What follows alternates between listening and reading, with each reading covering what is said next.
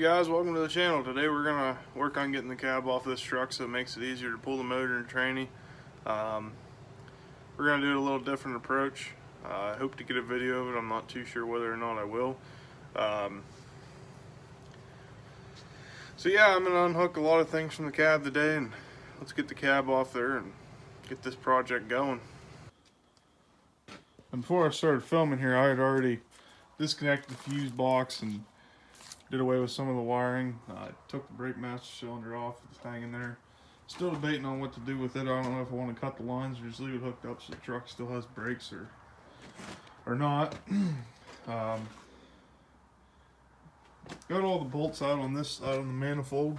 All of them come out relatively easily, surprisingly, other than this first one didn't even give me a chance. It broke as soon as I put a socket on it. So,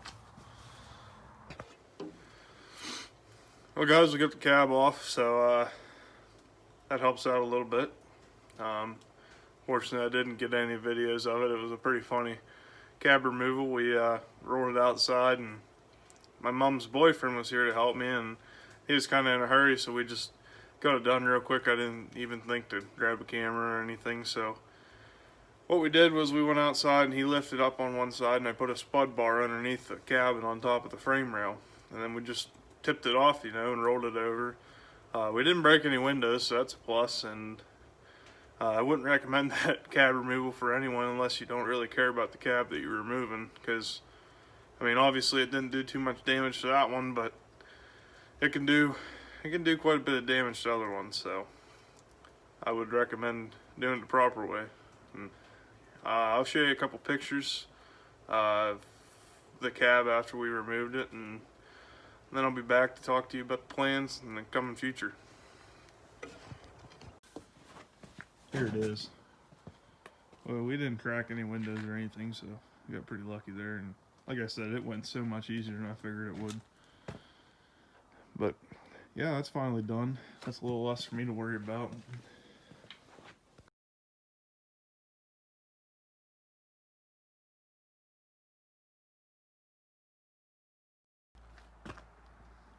Now, obviously, I don't give a shit about this cab. It's pretty well rotted out. And yeah, there's not much left of it. A lot of spray foam and cardboard holding this one together.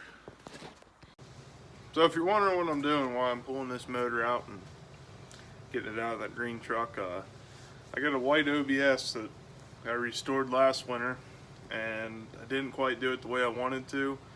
The original plans were a 383 stroker and an NV 4500 tranny, make it run pretty good. Well, I put a 355 carbed in it, and we couldn't get the carb right, couldn't get it to come in time right. Pretty sure it has a rolled cam, so needless to say, the project never got done because I didn't have the time or the money to do it. So saved up money this year, you know, and got a little bit set aside to do this project, and I'm hoping to get that 5.3 out and LS swap the OBS and kind of make it a street truck, but keep it kind of I guess a truck. But probably do some track bars on it and get the motor built up a little bit. Probably nothing too crazy, but something to pipe it up a little bit and make it run pretty good. So yeah, that's the plan with the motor. I really hope it works out and everything goes as planned. I know the wiring's probably going to be my toughest part from what I've read about the swap itself, but the nice thing is it's not like it's something people haven't done. A lot of people have done it, so it ought to be pretty easy to find information about and get it done. And I'm not going to try to talk you guys through it or nothing. I'm just going to show you the process of what I do. And you know, if you guys want information about it, there's millions of different videos out there, different forums out there about it. So I don't want to be the guy to, you know, mislead you or give you the wrong information, you know. So I'm gonna try to keep that to a minimum. I don't want to be an informative channel. I just want to be, you know, a guy that's having fun, you know. But that's gonna do it for this video. We did get the cab off. That was a pretty funny way to remove a cab. I Never heard of anyone doing it that way, but I'm sure someone has.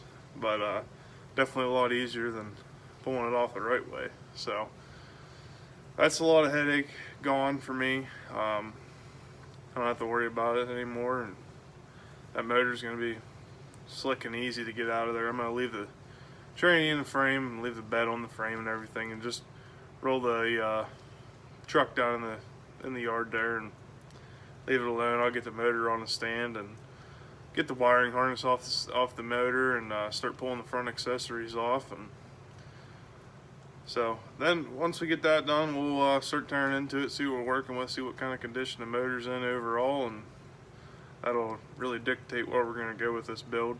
If it needs a whole lot of block work, we're probably going to do something pretty crazy with it, but if it just needs freshened up, probably just freshen it up, throw a nice mild cam in it and some head work, you know, nothing too major. But yep, that's going to do it for this one. I'm sure you guys are sick of hearing me talk, so you guys have a good one, and we'll see you in the next one.